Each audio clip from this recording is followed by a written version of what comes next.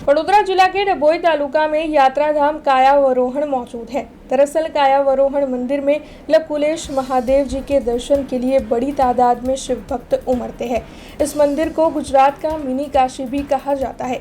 यहाँ पर श्रावण माह में बड़ी तादाद में भक्त दर्शन के लिए आते हैं। आज श्रावण माह का दूसरा सोमवार है, तब कायावरोहण में आज भक्तों की भारी भीड़ दिखाई पड़ रही है। यहाँ तक कि मंदिर में भी विशेष पूजन अर्चन के आयोजन करवाए गए हैं और शिव भक्त भी उत्साह से लकुलेश महादेव जी के दर्शन के लिए पहुँच रहे हैं। આ લકુલેશ મંદિર જે ગુજરાતનું કાશી કહેવામાં આવે છે, જે કાશી ના જઈ શકતા હોય અહીંયા આવીને એ જ દર્શન એ જ અનુભૂતિ કરી શકે છે। અહીંયા આજે બીજો સોમવાર છે, હરિભક્તો આવે છે, દર્શન કરે છે, એમની મનની ભગવાન પૂરેપૂરી ઈચ્છાઓ પૂર્ણ કરે છે। તો આજે પવિત્ર માસ શ્રાવણ માસ અને સોમવાર બીજો સોમવાર છે, બધાએ ભક્તો દર્શન કરીને ધન્યતા અનુભવે છે। બીલીપત્ર, દૂધ, પાણીનો અભિષેક, જલાભિષેક છે, પછી આ જે આપણે જે ભાવ હોય ફળ જે ફૂડ જે બધું ચડાવે છે, પોતાની મનોકામના પૂર્ણ કરે છે ભગવાન।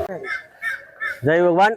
અત્યારે અમે ડભોઈ તાલુકાના કાયાવરોહણ ગામની અંદર એક શિવલિંગ છે, જે મૂર્તિ છે ભગવાન સ્વયં શંકર ભગવાનની, એને એવું શાસ્ત્રમાં એવું કહ્યું છે કે સ્વયં કાશી છે। ઘણા બધા अन्य राज्यों में, गुजरात अन्य शहरों में अन्य विदेशों में दर्शन करवा माटे आवता है। एवी पावन पुण्य धरा पर आज अमे पण पंचमहाल में अहींया भगवान लकुलेशजीना दर्शन करवा माटे आव्या छे। अहींया आववाथी आपनी अने सर्वनी मनोकामना पूर्ण थाय छे, कारण के स्वयं शिवजी अहींया बिराजमान छे पोताना अंश स्वरूपे, लकुलेश भगवान स्वरूपे, जेमने कलियुगनी शुरुआत में लकुलेश भगवानનો अवतार धारण કર્યો હતો યોગના પ્રચાર પ્રસાર અર્થે। ત્યારબાદ વિશ્વામિત્ર ઋષિના સ્થાપિત શિવલિંગની અંદર સમાઈ ગયા હતા અને એક આકૃતિ ઉપસી આવી હતી, એ ભગવાન સ્વયં લકુલેશ ભગવાન છે।